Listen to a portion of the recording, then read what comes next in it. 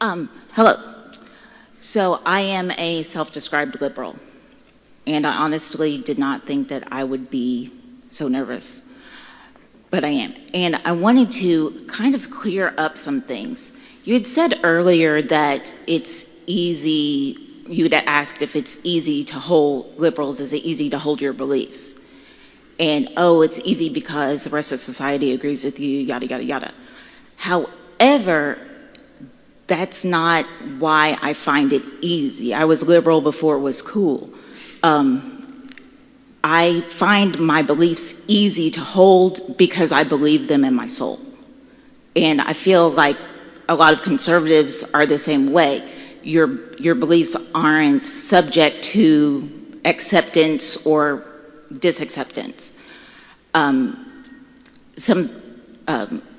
Something else, and honestly, if it were about what would be easy, it would be if I wanted to make my life more comfortable, I would change and become conservative. Because my husband has been caught up in and has changed his way of thinking to be a conservative person over the past couple of years. We'll get you there. Caused absolute disarray. So if it were something where I could just say, oh, well, if you could get somebody to change their values. Yeah, so let's try to make some progress. What do you believe and why do you believe it? Well, I believe actually a lot of the same things you believe, just maybe in a more broad sense. Like, I believe in freedom. Okay. I believe in free speech. I believe in free speech for everybody. I believe in freedom of expression. If you were born with a and you want to wear a dress, have at it. It's not my life, and I don't get to dictate to anybody else what's right or wrong. I don't believe that man is above nature, because then is man unnatural? If man is separate from nature, is man unnatural? Man is made in the image of the Creator, but I do want to zero in on one thing here, which is so you say you don't care what other people do. Just curious, do you think it should be okay for adults to perform in front of children? It depends on the nature of the performance. We agree on that, and by the way, most liberals don't. Just so we're clear. So you're a big fan of Ron DeSantis, then? No. Well, he did that, and he was attacked by Disney, and he was attacked by every major left-wing group as harsh, anti-gay, don't say gay. I think you're actually more conservative than you are liberal, than you give yourself credit for. No. Hold your applause. I am not, because where we differ is in how we define what is profane. So I guess we agree on that. What I'm trying to get at, though, is why you believe what you believe. And we could spend all night doing this. You say you believe in freedom and free speech, right? Okay. So which side do you think the American right or the American left currently is doing a better job of protecting the idea of freedom of speech? Actually, they're both sucking pretty hardcore. They're both being absolutely horrible at it. How has the right been horrible at that? I'm curious. They're both being horrible in the exact same way, and it's who are they protecting or standing up for free speech for? Like, free speech for who? Can I ask a theoretical question? Do you think if a liberal came to speak at University of Kentucky, they'd give an open mic like I just did to a conservative and had a discussion like this?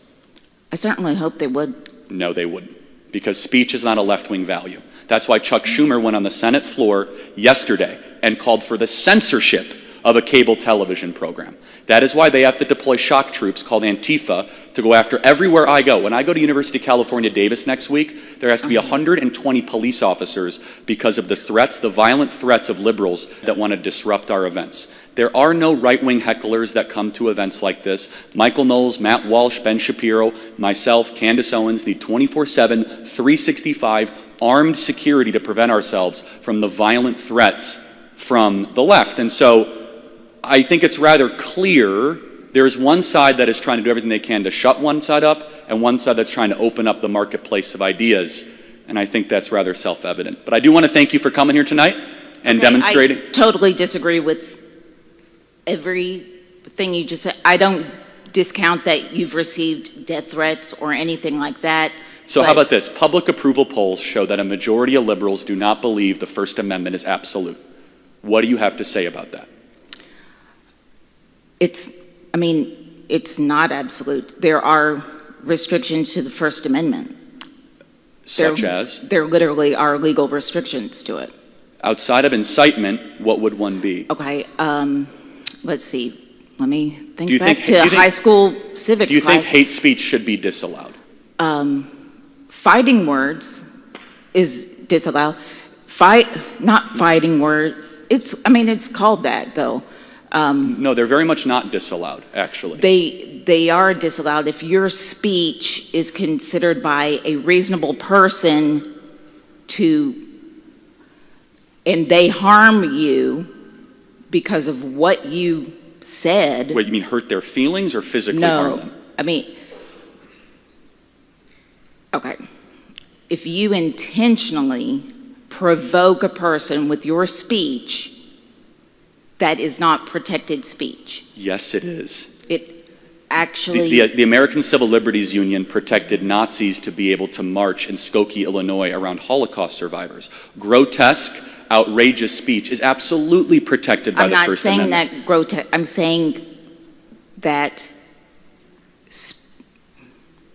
I can't really explain it right now, but there is a limitation on that. Another limit is like you can't speech that like you can't yell fire in a crowded theater. You actually can, but that's a separate constitutional issue. That's incitement. That's a separate issue. But thank you for being here tonight, and I don't think we made any progress, but we certainly see where we disagree. So, all right, next question.